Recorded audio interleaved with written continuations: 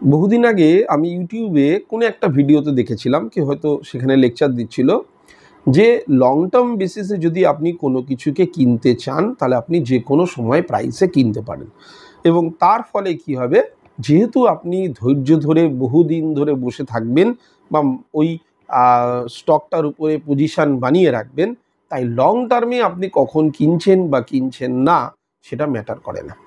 আর এইভাবে আপনি যখন দীর্ঘ 5 বছর 10 বছর পরে আপনি যখন পৌঁছে যাবেন, তখন দেখবেন আপনার স্টকের দাম অনেকটা বেড়ে গেছে। তো সেরকমভাবে আস্তে আস্তে নিজের জার্নি শুরু করার পর আস্তে আস্তে বুঝতে পারি যে কথাটা কত ভুল ছিল। তো ইনভেস্টমেন্টের ওই স্ট্র্যাটেজিটা কতটা ভুল, এবং অনেকে বলেছেন যে ইনভেস্টমেন্ট যখন লং টার্মে হবে সেখান থেকে প্রফিট বুক করা কিন্তু কোনোভাবেই বুদ্ধিমানের কাজ নয়। আজকে এই বিষয়টা নিয়ে ক্লিয়ার করব। চলুন শুরু করি। আমি সুমন, আপনারা দেখছেন ফিনোলজি বাংলা। একটা কথা বারবার বলবো যে আপনারা মানে আপনাদেরকে নিয়েই তো আমার কাজ।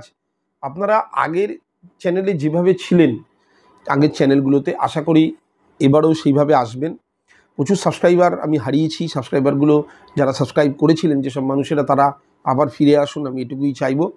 এবং আমি বারবার বলেছি, অন্য ভিডিওর মতো আমি কোনো লেভেল আপনি এই পেয়ে যাবেন, আপনি সেই পেয়ে যাবেন, সেটা বলবো না। কিন্তু এমন জিনিস আপনাদেরকে শিখিয়ে দিয়ে যাব যেগুলোর মাধ্যমে আপনি যদি মনে করেন সত্যিকারের এই থিওরিগুলোকে ফলো করি, তাহলে আলটিমেটলি সবসময় চিন্তা করবেন শেয়ার বাজারে আমি কি করে টিকে যাব। ম্যাক্সিমাম মানুষ শেয়ার বাজারে টিকে যায় না।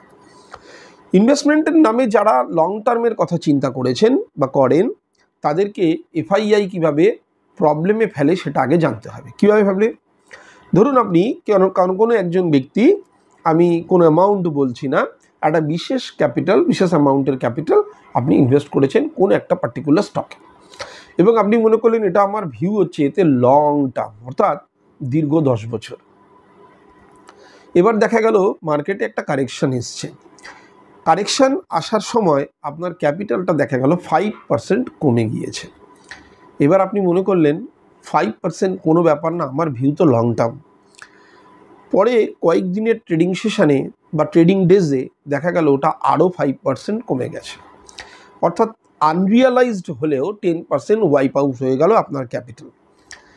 এরকম করে চলতে চলতে চলতে চলতে মার্কেট দেখা গেল একটা সময় আপনার যে ক্যাপিটাল ছিল সেটা 30% উড়িয়ে দিয়েছে। মানে আমি কিন্তু বলছি লস করিয়ে দিয়েছে না, আনরিয়ালাইজড, অর্থাৎ আপনার পোর্টফোলিওতে 30% ওয়াইপ আউট হয়েছে। এরপরে আপনি মনে করলেন কোনো ব্যাপার না, আমার ভিউ তো লং টার্ম। এবং এই অবস্থায় দাঁড়িয়ে এফআইআই কি মনে করে জানেন? এফআই তো আর আপনাকে চেনে না। এফআইআই একটা ভ্যালুয়েশন তৈরি করে কোন একটা স্টকসের উপরে, যে মনে হয় আরেকটু পড়া উচিত। তাহলে এমন কিছু ইনভেস্টর আছে যারা এখনও আমাদেরকে মাল তুলে দেয়নি আমাদের হাতে, বা স্টক তুলে দেয়নি, বা বিক্রি করেনি। তাহলে মার্কেটকে আরেকটু ফেলতে হতে পারে। তো মার্কেট আবার পড়ছে। জিনিসটা লক্ষ্য করবেন, যখন মার্কেট পড়ে তো পড়তেই থাকে। এরকম তো না, আমি বারবার বলেছি যে মার্কেটে তো নিউজ আসবেই, সারা বছর নিউজ চলবে। এত বড় আমাদের পৃথিবী, কোনো না কোনো দেশে কোনো না কোনো নিউজ অনবরত চলে আসছে। তার উপরে আমাদের দেশ জনসংখ্যার বিচারে অনেক বড়, সেখানে তো ঘটনা হওয়াটা স্বাভাবিক। এবারে কি হলো, যখন 50% কারেক্ট করে যাচ্ছে এরকম সময়, আপনার তখন মাথায় একটা চিন্তা এলো। তখন কোনো একটা সময় আপনার মনে হবে লং টার্ম ভিউ তো করেছিলাম, কিন্তু আমার ক্যাপিটালটা তো অর্ধেক ওয়াইপ আউট হয়ে গেছে। এবার আমি এই জায়গাটায় দাঁড়িয়ে কী ডিসিশন নেবো বুঝতে পারছি না। এর মধ্যে আরও অনেক বন্ধুবান্ধব থাকতে পারে যারা মেন্টালি স্ট্রং, তারা আপনাকে হয়তো বোঝালো লং টার্মের জন্য থেকে যা। আবার এমন কোনো বন্ধুবান্ধব থাকতে পারে সে বললো বেরিয়ে যা, নাহলে এই টাকাটাও বাঁচাতে পারবি না। এই জায়গাটায় দাঁড়িয়ে এফআইআই মনে করলো কিছুটা কাজ তো হয়েছে, আর একটু মার্কেট গেলেই এই ধরনের ইনভেস্টর কিন্তু বেরিয়ে যাবে। সুতরাং যখন দেখা যাচ্ছে যে মার্কেট আরেকটু ডাউন, আপনি ভাবলেন আর না, আমি এখান থেকে থাকতে পারি না, কারণ আমার ম্যাক্সিমাম ক্যাপিটাল কিন্তু শেষ হতে চলেছে। বাকিটা নিয়ে গেলে বাড়িতে তবু আমি কোনো একটা জায়গায় রাখতে পারবো। আর এইখানেই খেলাটা শুরু হয়ে গেল। নেক্সট দিন শুরু হলো, আর আপনি আপনার শেয়ার পুরোটাই তুলে দিলেন তাদের হাতে, যারা সারা বছর সারা জীবন এখানে প্রফিটই করতে এসছে। তারা আপনাদের মতো এই ইনভেস্টরদের যত শেয়ার ছিল সেগুলো কিনে নিল। তার মানে কোথাও একটা জিনিস ভুল হলো। সেই যে বললাম যে কয়েক বছর আগে আমি কারোর ভিডিও দেখেছিলাম যে বলেছিল যে লং টার্মে তো যে কোনো সময় কেনা যায়, লং টার্মে কেনা তো অনেক কিছুই যায়, অল টাইম হাইতেও কেনা যায়, কিন্তু অল টাইম হাই থেকে যখন নিচের দিকে স্টক চলে আসবে সেইটা ধরে রাখার ক্ষমতা আমার আছে কি, ফার্স্ট এটা জানতে হবে। তাহলে আপনি কি করলেন, সমস্ত শেয়ার যেটা ছিল আপনি দিয়ে দিলেন এফআইআইকে। এফআইআই এবার এফআইআই তো চাইছিলই এটা যে আপনি মানসিকভাবে বিধ্বস্ত হন, আপনার যা ক্যাপিটালের যে পরিমাণটা ছিল সেটা অনেকটা কমিয়ে নিয়ে আসতে পেরেছি। এবার এরা ম্যাক্সিমাম যা পড়ে রয়েছে আমাদের হাতে তুলে দেবে, আর তারপর থেকেই আমরা বাজারটাকে ওপর দিকে বাড়াবো। সুতরাং যারা নতুন আসছেন শেয়ার বাজারে কাজ করতে তারা কিন্তু লং টার্ম ভিউতে এখনই আসবেন না। তারা মার্কেটের যে ভোলাটিলিটির সঙ্গে কাজ করবেন। আমি বলে দিচ্ছি যে লং টার্মে আপনাকে কিভাবে ভাবতে হবে, কিন্তু যারা নতুন আসছেন শুরুতেই নিজেকে লং টার্ম ইনভেস্টর হিসাবে দেখাবেন না বা ভাববেন না। কারণ একটাই যে আপনার যে জায়গাটা থেকে আপনি স্টার্ট করতে চাইছেন সেখানে আপনি এখনও মেন্টালি স্ট্রং হতে পারেননি বা বাজারের অ্যাক্টিভিটি আপনি এখনও জানেন না। অনেকে আমাকে প্রশ্ন করেছিলেন যে বাজার কেন পড়ে যাচ্ছে। বাজারে এফআইআই বিক্রি করছে, ভালো মতো বিক্রি করছে, ডিআইআই এর ক্ষমতা নেই। যে অনেকে বলতেন ডিআইআই তো স্ট্রং হচ্ছে, ইভেন আমাদের কোনো একজন পদস্থ একজন সেও বলেছিল যে আমাদের শেয়ার বাজারে এফআইআই এর কোনো ভূমিকা নেই, আমি নাম তার বলবো না। তো সুতরাং এই ডিআইআই যতই কিনুক তাদের পয়সা লিমিটেড, এফআইআই যখন আসবে তখন অ্যাক্টিভিটি স্টার্ট হয়। তো এফআইআই কী করে লাস্ট অবধি, ওটাকেই আমরা বলছি মার্কেট অ্যাক্টিভিটি মানে এফআইআই এর অ্যাক্টিভিটি। তো মার্কেট শেষ পর্যন্ত দেখে কোন ইনভেস্টাররা টিকছে, তারাই একমাত্র যোগ্য লং টার্মে ইনভেস্ট করবার জন্য, আদারওয়াইজ কেউ না। সুতরাং মার্কেটে যারা নতুন আসছেন তারা প্রথমে সুইং ট্রেড দিয়ে চালু করুন। সুইং ট্রেড দিয়ে চালু করতে করতে করতে করতে নিজেকে তৈরি করুন। Buy at low, sell at high আমার প্রিন্সিপাল, সেটাকে মেনটেন করুন যে নিচে কিনবো ওপরে বেচবো। আস্তে আস্তে আস্তে আস্তে যখন আমি কনফিডেন্ট হব তখন আমি লং টার্মটাও চিন্তা করব, আলটিমেটলি কোনো স্টকস লং টার্মে বাড়ে কি না, কোন ধরনের স্টকসগুলো লং টার্মে বাড়ছে সেগুলো চিন্তা করে আমি এখানে ইনভেস্ট করব। ক্লিয়ার? নতুনরা তো লং টার্মে এখনই নয়, কারণ লং টার্মে যারাই আসছেন নতুন অবস্থায় বোর হবেন। বোর হয়ে যখন দেখবেন মার্কেট কন্টিনিউয়াসলি ডাউন ট্রেন্ড যাচ্ছে, আপনার যে ক্যাপিটাল সেটা আনরিয়ালাইজভাবে খালি রেড বাড়ছে, রেডের পরিমাণটা বাড়ছে, আপনার ক্যাপিটালের পরিমাণটা কমছে, তখনই আপনি মনে করবেন যে না আর এখানে থাকা সম্ভব না, কারণ আপনি শেয়ার বাজারের ওই হিডেন পার্টটা এখনও পড়েননি যেটা আপনার পড়া উচিত ছিল। কিন্তু পড়লেও আপনি সেই জায়গাটায় তৈরি হতে পারবেন না। সুতরাং যারা নতুন আসছেন তাদেরকে আমি এইটুকুই অ্যাডভাইস করব, লং টার্ম ইনভেস্টমেন্ট এই মুহূর্তে নয়, কম করে একটা বছর সুইং ট্রেড করুন, ছোট ছোট করে প্রফিট করুন, তারপরে লং টার্মের কথা চিন্তা করবেন। লং টার্ম ইনভেস্টমেন্ট বিরাট, শুনতে বিরাট লাগে। লং টার্মের জন্য কিভাবে কি চুজ করবেন স্টক সেগুলো নিয়ে আমি কিছু বলবো না, এগুলো আপনারা জানেন।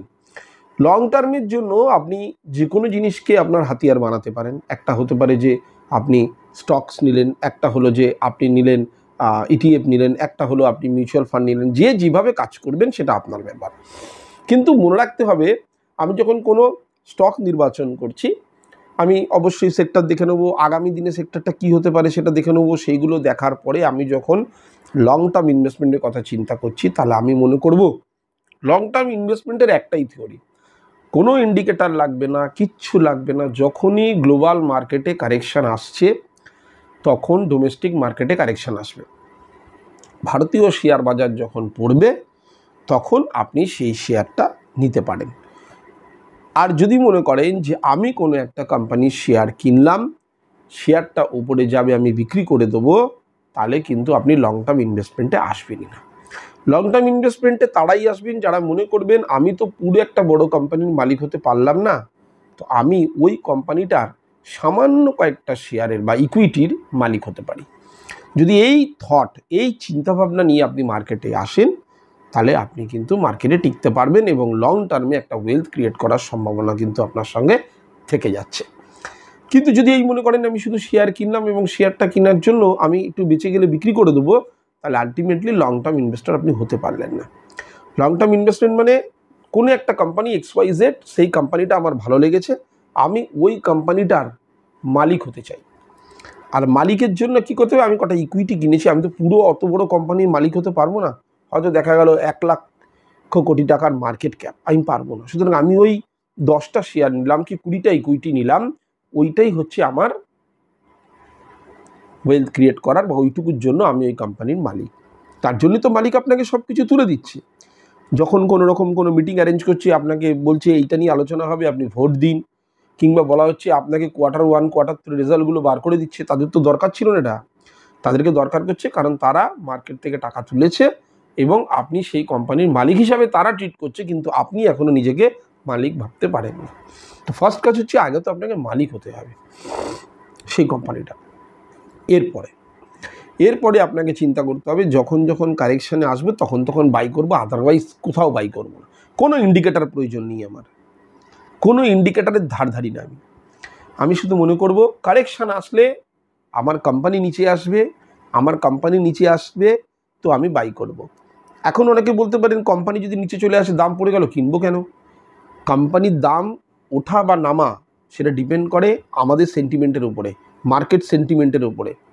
তার জন্য কোম্পানির রেভিনিউ বা কোম্পানির প্রফিটে কোনো রকম ইম্প্যাক্ট পড়ে না। কালকে আপনি ধরুন মার্কেটে কিছু বিক্রি এসছে, ওই স্টকটার মার্কেটে পড়ে গেল, আপনি মনে করলেন যে না আমি এই স্টকটাতে এবার বাই করব না, কারণ মার্কেটটা পড়েছে মানে কোম্পানিটা খারাপ। কোম্পানিতে গিয়ে দেখছেন Q2 রেজাল্ট, Q1 রেজাল্ট ভালো, রেভিনিউ আয় আসছে, প্রফিট হচ্ছে, সবই আছে। তাহলে প্রবলেমটা কোথায়? প্রবলেমটা মার্কেট সেন্টিমেন্টে, তার উপরেই স্টক উপরে যাচ্ছে কি স্টক নিচে যাচ্ছে। এটা ক্লিয়ার করলাম।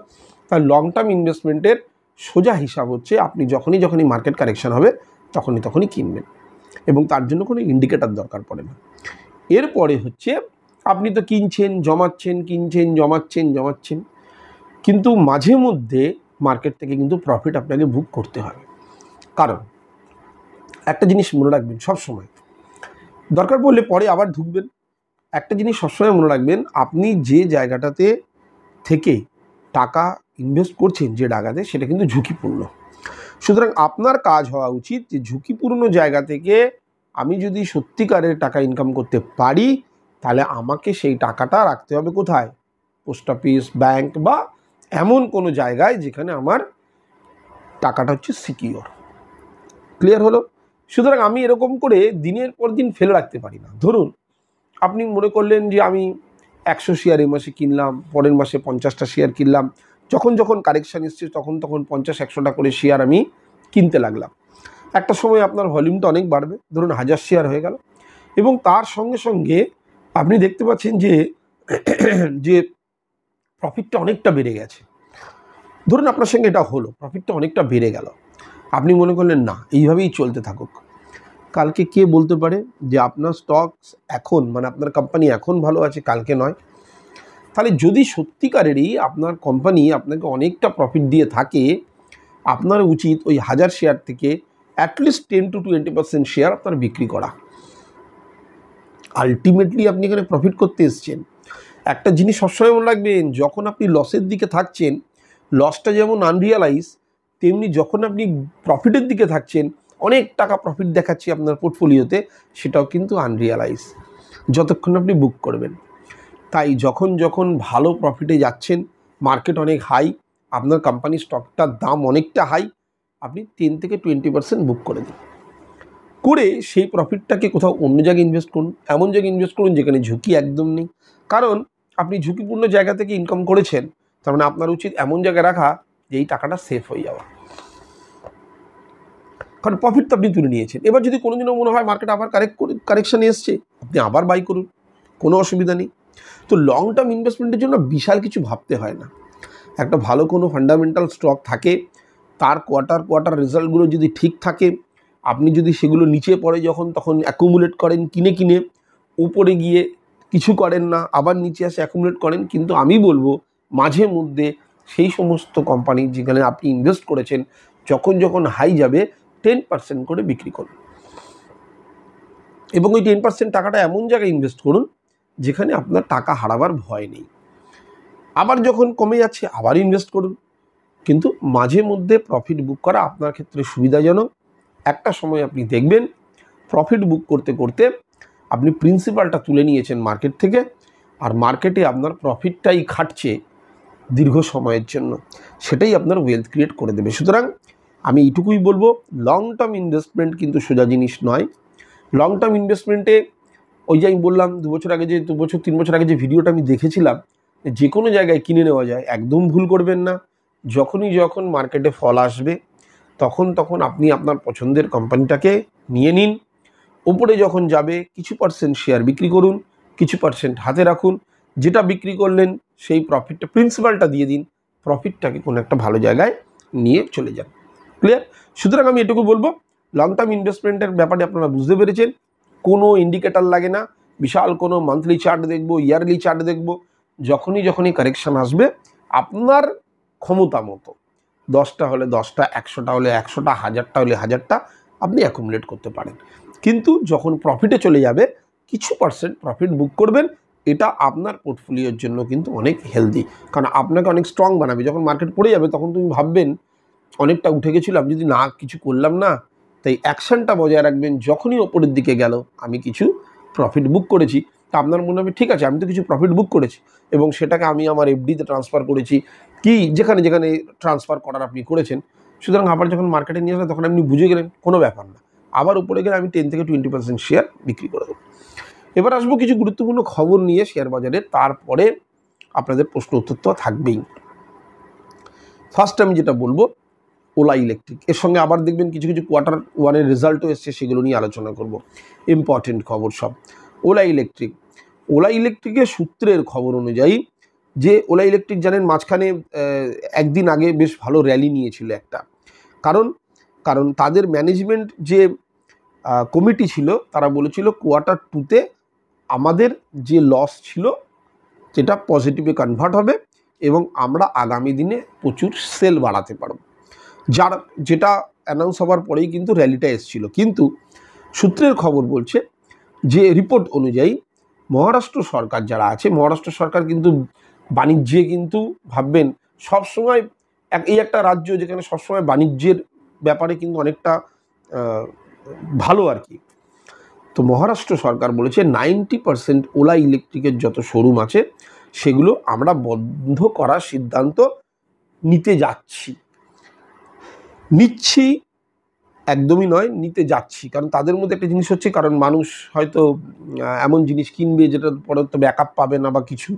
তো এই মহারাষ্ট্র সরকার বলেছে 90% শোরুম যেগুলো ওলা ইলেকট্রিকের উপরে আছে সেগুলো আমরা সিদ্ধান্ত নিতে চলেছি এগুলো বন্ধ করা। কিন্তু তাদের ম্যানেজমেন্ট কমিটি বলছে যে কোয়ার্টার 2তে যদি রেজাল্ট আমরা আরও ভালো করব, পজিটিভ রেজাল্ট, আরও ভালো না মানে ভালো করব, আমি তো লসে আছি, ভালো করব, এবং তার সঙ্গে সঙ্গে আগামী দিনে আমাদের সেল অনেকটা বাড়বে। কী করে বাড়বে? যদি কাউন্টারই যদি বন্ধ হয়ে যায় বাড়বে কি করে? সুতরাং এই একটা নিউজ একটার সঙ্গে একটাকে রিলেট আপনাকে করতে হবে। এরপরে তেজাস নেটওয়ার্ক, বড় ভালো একটা কোম্পানি, আমিও অনেকবার আপনাদের সঙ্গে আপনারা পাঠিয়েছিলেন, আমি এটা নিয়ে অ্যানালিসিস করেছি। কিন্তু আমি বরাবর একটা কথা আপনাদেরকে বলে এসেছি কিন্তু, যে কোনো কোম্পানিতে যদি দেখেন প্রফিট আছে, আবার কোনো মাসে প্রফিট কমেছে, কোনো কোয়ার্টারে আবার প্রফিট বেড়েছে কোনো কোয়ার্টারে, তাহলে সেই কোম্পানির সঙ্গে লং টার্মে কাজ করব না, আমি তার সঙ্গে শর্ট টার্মে কাজ করতে রাজি। তেজাস নেটওয়ার্কের কোয়ার্টার রেজাল্ট খুব ভালো নেই, কারণ এরা ম্যাক্সিমাম অর্ডার কোথা থেকে পায়? গভর্নমেন্ট থেকে। লাস্ট 1-1.5 বছরে কোনো অর্ডার নেই। সুতরাং তেজাস নেটওয়ার্কের রেজাল্ট ভালো না হওয়াটাই স্বাভাবিক। আর যেহেতু অর্ডার নেই তার ইম্প্যাক্ট কোথায় পড়বে? রেভিনিউতে। রেভিনিউ কমে গেলে তার ইম্প্যাক্ট কোথায় পড়বে? প্রফিটে। সুতরাং এই কারণেই কিন্তু 11% মতো স্টক প্রাইস এই 2-1 দিনের মধ্যেই ডাউন হয়েছে তেজাস নেটওয়ার্কের। পরেরটা বলবো HCL টেকনোলজি কিন্তু 4% ডাউন। কারণ কি? কারণ এর যে জায়ান্ট কোম্পানি TCS এর নিজেরই রেজাল্ট খারাপ। সো সেই কারণে HCL টেকনোলজি, ওর পেছন ধরে যত আইটি কোম্পানিগুলো আছে সবারই রেজাল্ট খারাপ হচ্ছে, ফলে আইটি কিন্তু একটু ডাউনফল আছে। এখন অনেকে বলবেন আপনি ডাউন ফান্ড বলছেন, আমি তো একদিন দেখলাম গ্রিন। ওটা তো একটা জোনে ফেসে আছে, আপনি ডাউন এসছে, সেই জোনের শেষে তলার দিকে এসছে, আবার হয়তো একটু গ্রিন হতে শুরু করলো। সুতরাং HCL টেকনোলজি 4% মতো ফল করেছে তার Q1 রেজাল্ট আউট হওয়ার পরে, এবং ঠিক TCS যেরকম রেজাল্ট করেছে Q1 রেজাল্ট খুব একটা ভালো করেনি, সেখানে HCL টেকনোলজিরও কিন্তু রেজাল্ট খুব একটা ভালো নেই। এরপরে ওয়ারি রিনিউয়েবল টেকনোলজি, যার Q1 রেজাল্ট কিন্তু এখনও আসেনি, অথচ স্টকস 15% জাম্প করেছে। এগুলো কখন হয়? অ্যাকচুয়ালি কী হয় যে এমন কোনো ভালো খবর থাকে যাদের প্রথম দিক থেকেই দেখবেন যে রেজাল্ট আসার আগেই স্টকটা ভালো জাম্প করছে, তার মানে তারা প্রফিটে আছে, এবং আশা করা যায় তাদের যে কোয়ার্টার রেজাল্ট আসবে, ফার্স্ট কোয়ার্টার রেজাল্ট, সেটা পজিটিভই আসবে, এবং তার জন্যই কিন্তু 15% মতো ওয়ারি টেকনোলজি, রিনিউয়েবল টেকনোলজি কিন্তু জাম্প করলো। এরপরে আমি কি বলবো, HDB ফিনান্সিয়াল সার্ভিস, যেটা রিসেন্ট IPO হয়ে লিস্ট হয়েছে মার্কেটে, তাদের আবার Q1 রেজাল্ট কি হলো দেখব। যে আমরা যারা ভেবেছিলাম যে HDB ফিনান্সিয়াল যখন মার্কেটে লিস্টিং গেইন করবে একটা ভালো পার্সেন্টেজ নিয়ে গেইন করবে, সেটা দেখা যায়নি। 10 to 12% মতো গেইন করেছে। তবু আমি বলবো ঠিক আছে, কোনো রকমে মডারেট একটা লিস্টিং গেইন হয়েছে। কিন্তু যদি দেখি ওর Q1 রেজাল্ট একবার দেখি, তাহলে দেখব অ্যাকচুয়ালি ওর ইনকামটা কোত্থেকে আসে একবার জেনে। একটা হচ্ছে ইন্টারেস্ট ইনকাম, ম্যাক্সিমাম ইনকামটা ইন্টারেস্ট থেকে আসে। ফাইন্যান্স কোম্পানি ফাইন্যান্স করে, তার এগেনস্টে লোন আসে। আর আমি বারবার বলি যে ফাইন্যান্স কোম্পানির যদি NPA কম থাকে, নন পারফর্মিং অ্যাসেট যদি, মানে অ্যাসেট ওটা যদি কম দেখায়, অর্থাৎ যা লোন আমি দিয়েছিলাম সেটা ব্যাকআপ পেয়েছি, ফেরত পেয়েছি, তাহলে ইন্টারেস্ট থেকে ভালো ইনকাম আছে। ইন্টারেস্ট থেকে ইনকাম করে, সেল অফ সার্ভিস থেকে ইনকাম করে, আদার ফিনান্সিয়াল চার্জেস আছে সেখান থেকে ইনকাম করে। রেভিনিউ যদি দেখি তাহলে আমি দেখব 2025 মার্চে, অর্থাৎ লাস্ট কোয়ার্টারে রেভিনিউ ছিল 4,266 কোটি টাকার। তার সঙ্গে জুন 2025-এ যেটা Q1 রেজাল্ট এলো, সেটা 4,465 কোটি টাকা, অর্থাৎ নিঃসন্দেহে কিন্তু রেভিনিউ বেড়েছে। লাস্ট ইয়ার কত ছিল? লাস্ট ইয়ার ছিল 3,884 কোটি টাকা। যদি ইয়ারলি দেখি তাহলে তো অনেকটা জাম্প করেছে, যদি কোয়ার্টার ওয়াইজ দেখি তাহলেও কিন্তু রেভিনিউ জাম্প করেছে। নেক্সট, রেভিনিউয়ের পরে কি আসবে? প্রফিট বার করতে গেলে আমাকে এক্সপেন্স ধরতে হবে। এক্সপেন্স হচ্ছে মার্চ 2025-এ ছিল 3,561 কোটি টাকা। জুন 2025-এ যেটা এসছে সেটা হচ্ছে 3,732 কোটি টাকা। তাহলে আমি দেখব এক্সপেন্স যা ছিল সেই হিসাবে কিন্তু এক্সপেন্স বেড়েছে। ক্লিয়ার? একটা জিনিস সবসময়, রেভিনিউয়ের সঙ্গে যদি এক্সপেন্স কমানো যায় তবে কিন্তু প্রফিট বাড়ে। লাস্ট ইয়ারে কত ছিল এক্সপেন্স? 3,101 কোটি টাকা। সুতরাং এক্সপেন্স তো বেড়েছে। আর প্রফিট আফটার ট্যাক্স তাহলে কি দেখাচ্ছে? লাস্ট কোয়ার্টারে ছিল 503 কোটি টাকা, লাস্ট ইয়ার ছিল 581 কোটি টাকা, আর এই কোয়ার্টারে যে রেজাল্ট বেরিয়েছে তার দেখাচ্ছে 567 কোটি টাকা। তাহলে আমি দেখব Q1 যদি দেখি তাহলে কোম্পানি কিন্তু ভালো প্রফিট করেছে, কিন্তু ইয়ার অন ইয়ারে যদি দেখি তাহলে কিন্তু কোম্পানি লস করেছে। কারণ লাস্ট ইয়ারে ছিল 581 কোটি টাকা, আর এই ইয়ারে হচ্ছে 567 কোটি টাকা, সেই হিসাবে কিন্তু লস। ইপিএসে যদি দান, লাস্ট ইয়ারে ছিল 7.33, আর এখন ইপিএস হচ্ছে 7.10, তাহলে মানে এখানেও কিন্তু আর্নিং পার শেয়ারে কিন্তু কম দেখাচ্ছে। যাই হোক, কিন্তু একটা ফিনান্স কোম্পানি, আস্থা আছে আমাদের, আস্থা রাখবো। যারা যারা কিনেছেন এখনও বিক্রি করেননি, আস্থা রাখতে পারেন। তবে রেজাল্ট যে খুব খারাপ সেটা বলবো না। এক্সপেন্সটাকে যদি একটুখানি নিয়ে কাবু করা যায় তাহলে এটা কিন্তু ভালো রিটার্ন আরও ভবিষ্যতে দিতে পারে। এর পরের খবর হিরো মোটোকর্পকে নিয়ে।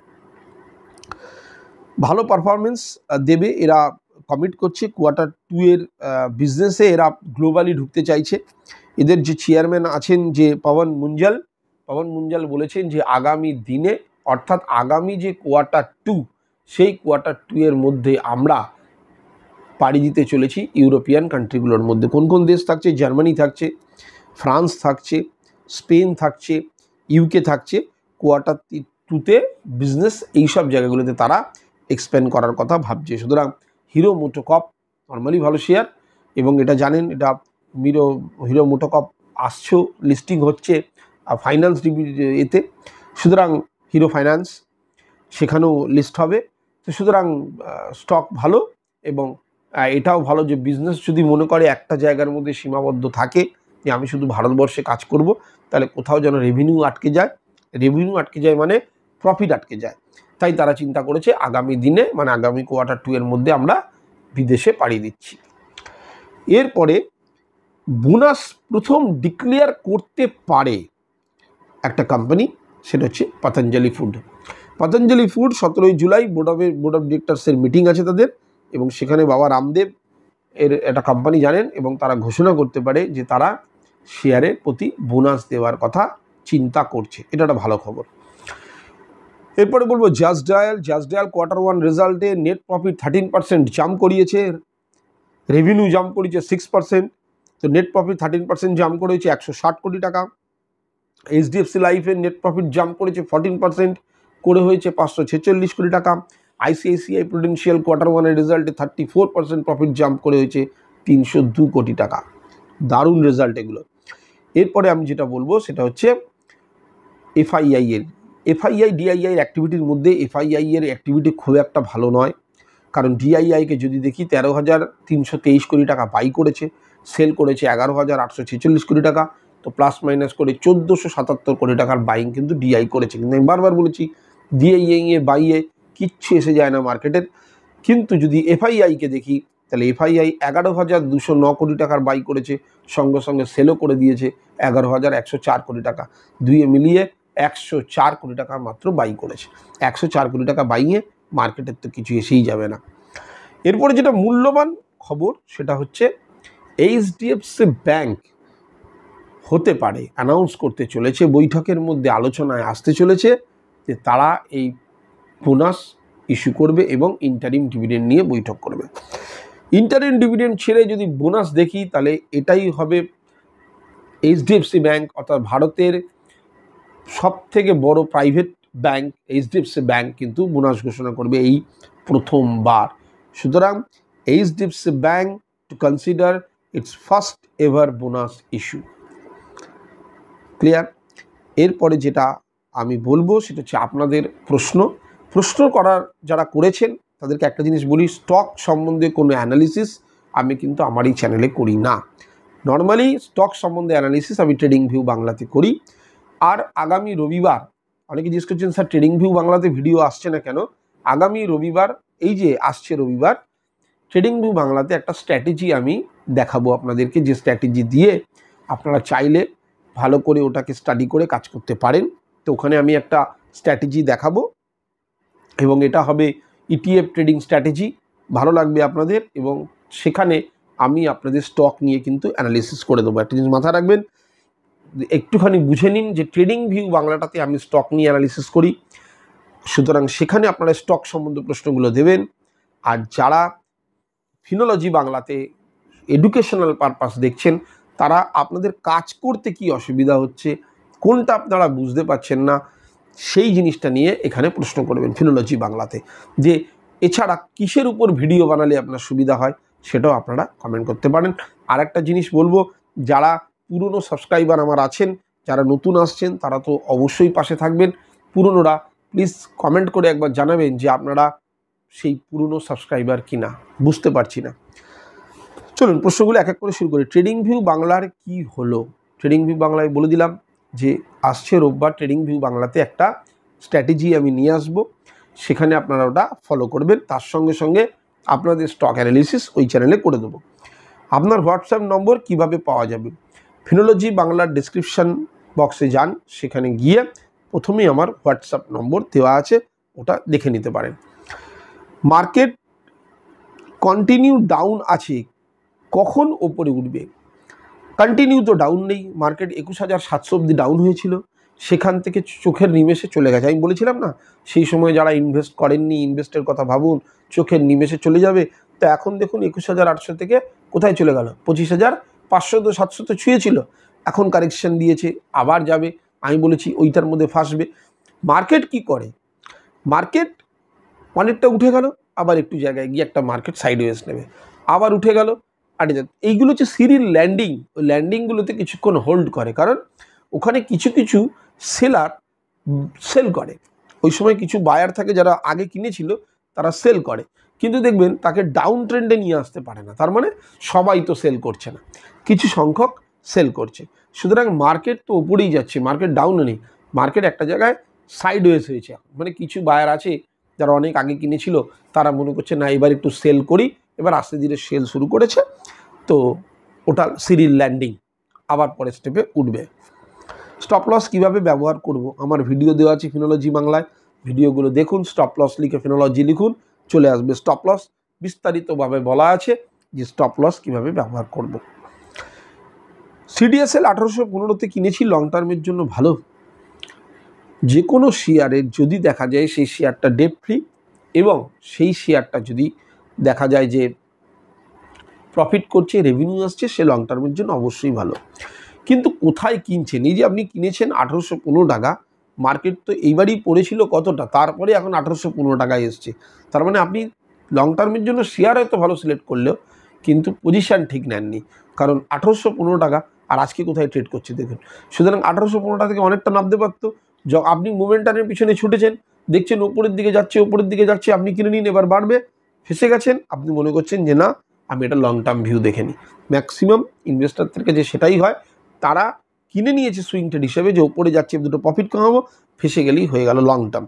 অবভিয়াসলি লং টার্মের জন্য সিডিএসএল ভালো হওয়া উচিত এবং ভালো, কিন্তু আপনার এন্ট্রি পয়েন্ট কিন্তু ঠিক হয়নি, সুতরাং সেই জায়গাটা আগামী দিনে লক্ষ্য রাখবেন। এরপরেরটা হচ্ছে যে ইন্ট্রাডে ডেলিভারি ও এমটিএফ কীভাবে পার্থক্য কী, কীভাবে বাই ও সেল করা যায়, ডিফারেন্সটা ডিসকাস করবেন। ভালো কোয়েশ্চেন। আমি বারবার বলছি এডুকেশনাল চ্যানেলে যদি এডুকেশান টাইপের কোনো কোয়েশ্চেন আসে আমার খুব ভালো লাগে। Intraday, delivery, MTF. ইন্ট্রাডে কি জানেন আপনি, যে আপনি আজকে কিনবেন কোনো স্টককে, আজকেই বেচে দেবেন। হতে পারে আপনার কাছে সেই স্টকটা নেই, এখানে ব্রোকার আপনাকে সেই স্টকটা দিতে পারে, কিন্তু দিনের দিন আপনাকে ক্লোজ করে দিতে হবে, ক্লিয়ার? এবং এই ইন্ট্রাডেতে আপনি মার্জিন বেনিফিটও পাবেন, স্টকও পাবেন ব্রোকারের কাছ থেকে, কিন্তু দুটোই একদিনের জন্য পাবেন, ক্লিয়ার হয়ে গেল? ইন্ট্রাডেতে ধরুন আমি কোনো একটা স্টকস কিনতে যাচ্ছি, সেইটার যা টোটাল ভ্যালুয়েশন আসছে 1 লাখ টাকা, আমার কাছে তো অত নেই, ধরুন 25,000 টাকা আছে, তো ব্রোকার বলতে পারে যে ঠিক আছে আমি তোমাকে বাকিটা মার্জিন হিসাবে দিলাম, আর যে স্টকটা চাইছো সেই স্টকটাও তোমাকে দিলাম বাই করবার জন্য, যে শেয়ারটা, কিন্তু তোমাকে দিনের দিন সেটা আমাকে ফিরিয়ে দিতে হবে, ক্লিয়ার হয়ে গেল? তাতে আপনি লস করুক বা লাভ করুক, আপনাকে ওটাকে স্কোয়ার অফ করতেই হবে, আর যদি আপনার কেউ স্কোয়ার অফ না করেন তাহলে আমি অটো স্কোয়ার অফ করব এবং চার্জও নেবো আপনার কাছ থেকে, এটা গেল ইন্ট্রাডে। আর যদি প্রফিট করেন তাহলে আমি যে আপনি তো 25,000 দিয়েছেন আমাকে, আমি ব্রোকার ধরুন, আপনি আমাকে 25,000 দিয়েছেন, আমি তো আপনাকে 1 লাখ টাকা ট্রেড করতে দিয়েছি, আপনি যদি প্রফিট করেন তাহলে 25,000-এ করবেন না, 1 লাখেই প্রফিট করতে দেবো আপনাকে, আর আপনি যদি লস করেন তাহলে কিন্তু 1 লাখেই লস করবেন। এটা হলো ইন্ট্রাডে ট্রেডিং, মোটামুটি দিনের মধ্যে যা যা ঘটনা ঘটবে। ডেলিভারি মানে হচ্ছে এটা ক্যাশ সেগমেন্টে আপনি কাজ করছেন এবং যে শেয়ারটা আপনি চাইছেন যে কিনবো সেটা আপনাকে পুরো দাম দিয়ে কিনতে হবে, এবং এইটাকে আপনি একের অধিক দিন রাখতে পারেন। কতদিন রাখবেন সেটা ম্যাটার করে না, আপনি 2 দিন রাখতে পারেন, আপনি 1 বছর রাখতে পারেন, আপনি 20 বছর রাখতে পারেন, এটাকে বলা হয় ডেলিভারি। অর্থাৎ আমি আবার দিনের দিন কেটেও বেরিয়ে যেতে পারেন, কিন্তু যেহেতু অপশান আছে আপনি একের অধিক দিন এটাকে ক্যারি করতে পারেন, তাই এটা ডেলিভারি। কিন্তু এইখানে স্টকের জন্য আপনাকে পুরো দাম পে করতে হয়। 3 নম্বর হচ্ছে এমটিএফ। এমটিএফ হচ্ছে মার্জিন ট্রেডিং ফান্ড, অর্থাৎ আপনার কাছে শেয়ারও নেই, আপনার কাছে ফান্ডও নেই, তো আপনাকে ব্রোকার বলতে পারে 1/4 পর্যন্ত আমি আপনাকে দিতে পারি, অর্থাৎ 1/4, 4 ভাগের 1 ভাগ আপনি দিন, বাকিটা আমি দেবো ফান্ড, এবং আপনি ডেলিভারি হিসাবে স্টকটাকে বাড়িয়ে নিয়ে যেতে পারেন, ক্লিয়ার হয়ে গেল? বাড়ি নিয়ে যাওয়া মানে কি, আপনার কাছে পোর্টফোলিওতে রেখে দিতে পারেন। তার মানে ডেলিভারি আর এমটিএফ কোথাও এক হয়ে গেল। ডেলিভারিতে কি রইল, আপনি সম্পূর্ণ টাকা দিয়ে কিনবেন শেয়ারটাকে, আর এখানে কি হলো, ব্রোকার আপনাকে টাকা দেবে। এবার আপনি বলেন ব্রোকার আমাকে টাকা দেবে কেন? ব্রোকার আপনাকে টাকা দিচ্ছে তার কারণ ব্রোকার জানে কেনার পরে স্টক তো আমার কাছেই পড়ে থাকবে আমার পোর্টফোলিওতে, কারণ আপনি তার প্ল্যাটফর্ম ব্যবহার করছেন, প্লাস আমি তার ইন্টারেস্ট নেব। এবং এই যে এমটিএফ আছে, এই এমটিএফের interest broker to broker vary করে। কেউ 8 থেকে 9% নিয়ে থাকে, কেউ 15 থেকে 18% চার্জ করে থাকে। যদি আপনি সত্যিকারের নলেজ রাখেন শেয়ার বাজার সম্বন্ধে, আমি এমটিএফ ট্রেডিংয়ে বিশ্বাসী নই, কিন্তু যদি মনে করেন কেউ পারদর্শী, সে যদি দেখেন যে না আমি সবসময় প্রফিটে থাকি, তাহলে আমি তাদের কাছ থেকে মার্জিন নিয়ে কাজ করতে পারি, কারণ আমি জানি প্রফিটে কীভাবে থাকতে হয়। কিন্তু যদি আমি কেনার পরে লসের দিকে চলে যায় প্রাইস, তাহলে কিন্তু ব্রোকার একটা লিমিট পর্যন্তই আপনার কাছে শেয়ারটা রাখতে দেবে, কারণ আপনি তো ব্রোকারকে দিয়েছেন মাত্র 1 লাখের এগেনস্টে ধরুন 25,000 টাকা, তো ব্রোকার মনে করবে ওই 25,000 লস অবধি আপনার কাছে থাকবে স্টক। আপনি যদি মনে করেন না আমি লাইফ টাইম রেখে দেবো, অনেক পড়ে গেছে, তার তো আপনার কাছে মার্জিনই নেই। ব্রোকার আপনাকে 25,000-এর এগেনস্টে আরও 75,000 দিয়েছিল, তো 25,000-ই যদি ভ্যানিশ হয়ে যায়, তাহলে কিন্তু সেখানে আপনার ওই স্টকের কিন্তু বেচে দেবে কে? আপনার ব্রোকার। সুতরাং এমটিএফ ট্রেডিংয়ে আপনাকে মোটা টাকার একটা ইন্টারেস্ট গুনতে হবে। যারা অনেক ব্রোকারই আছে মাঝখানে আপনার হোম পেজে ভেসে উঠছে যে ফান্ড কম করছেন, তো আমাদের ফান্ড নিয়ে কাজ করুন। এটা হচ্ছে এমটিএফ ট্রেডিং, যে আপনি মার্জিন নিলেন, মার্জিন নিয়ে কাজ করলেন। 3টি আলাদা আলাদা ট্রেড আপনাকে বলে দিলাম, আশা করি আপনি বুঝতে পেরেছেন। তবে আমার উপদেশ যদি নেন, তাহলে অবভিয়াসলি এমটিএফে কাজ করবেন না, ডেলিভারিতে কাজ করুন। ডেলিভারির থেকেও ইন্টারডে ভালো, যা হবে একদিনে মিটে যাবে, কিন্তু এমটিএফে নয়। আর প্রথম তো ইন্টারডেতে নয়। আপনি যেহেতু ইন্টারডে ডেলিভারি এমটিএফের পার্থক্য জানেন না, সুতরাং প্রথমে কিন্তু ইন্টারডে একদম না, শুধু ডেলিভারিতে কাজ করবেন। কিভাবে কাজ করবেন আমার ভিডিওতে বলা আছে, আগামী দিনে আরও ভিডিও বলবো, আরও স্ট্র্যাটেজি দেবো, সেগুলো দেখবেন। আজকের জন্য ভিডিও এটুকুই। আবার বলছি, কি বিষয়ে ভিডিও চাইছেন, মানে এডুকেশনাল কোন জিনিসটার উপরে ভিডিও চাইছেন, সেগুলো আপনারা অবশ্যই এখানে মেনশন করতে পারেন কমেন্ট বক্সে। প্লাস আপনাদের কোয়েরিজ, যে ট্রেড নিতে গেলে কি অসুবিধা হচ্ছে, বা কোনো ইন্ডিকেটারে কি প্রবলেম হচ্ছে, কিংবা ধরুন আপনি কিভাবে আপনার ট্রেডটাকে ম্যানেজ করতে চাইছেন, এই ধরনের এডুকেশনাল ভিডিও আমি এখানে দিয়ে থাকি, কারণ ফিনোলজি বাংলা পুরোপুরি একটা এডুকেশনাল চ্যানেল। আর যারা বলছেন ট্রেডিং ভিউ বাংলাতে ভিডিও আসছে না কেন, রোববার দিন ট্রেডিং ভিউ বাংলাতে ভিডিও আসছে, এবং সেখানে একটা স্ট্র্যাটেজি আসবে, যে স্ট্র্যাটেজিতে আপনারা কাজ করতে পারেন, ব্যাক টেস্ট করতে পারেন, তারপরে মার্কেটে নামতে পারেন। এবং সেখানে আপনাদের দেওয়া যে স্টকস, সেগুলো আমি কিন্তু অ্যানালিসিস করে দেব। এখানেও বলবো 2-1টা যেগুলো ওপর দিয়ে বলা যায়, সেগুলো নিশ্চয়ই বলবো, কিন্তু ডেপথভাবে আলোচনা ট্রেডিং ভিউ বাংলাতেই আপনাদের করব। আজকের জন্য ভিডিওটা এতটুকুই। আবার বলছি, ফিনোলজি বাংলাতে যারা আসছেন, তারা চ্যানেলটাকে সাবস্ক্রাইবের সঙ্গে বেল আইকনটা দিয়ে রাখুন। পুরনোরা লাইক শেয়ার কমেন্ট করতে ভুলবেন না। টেলিগ্রাম চ্যানেলে অবশ্যই জয়েন করুন। যারা কাছে নেই, হোয়াটসঅ্যাপ নাম্বারে হাই লিখে পাঠান, আমি লিঙ্কটা দিয়ে দেবো। যারা টেলিগ্রাম চ্যানেলে আছেন অথচ হোয়াটসঅ্যাপে নেই, তারা অবশ্যই হোয়াটসঅ্যাপেও হাই লিখুন, তাহলে ডেটাটাকে আমি কন্ট্রোল করতে পারবো। কোনো কিছু এলে আমি আপনাদের কাছে সে লিঙ্ক হোক বা কোনো ইনফরমেশান পাঠাতে পারবো। আর বারবার বলছি যে পুরনো সাবস্ক্রাইবাররা আবার ফিরে আসুন, ভিডিওগুলো দেখুন।